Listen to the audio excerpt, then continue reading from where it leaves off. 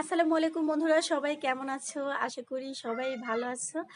আজকে একটা তোমাদেরকে সুসংবাদ দিচ্ছি।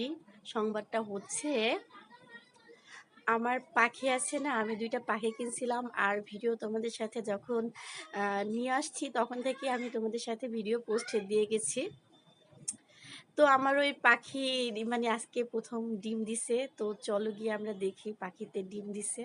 এই যে দেখো, খেয়াল করে দেখো, আমার এই যে হলুদ পাখিটা, এই পাখিটা হচ্ছে লেডিস আর এটা হচ্ছে জেন্টস।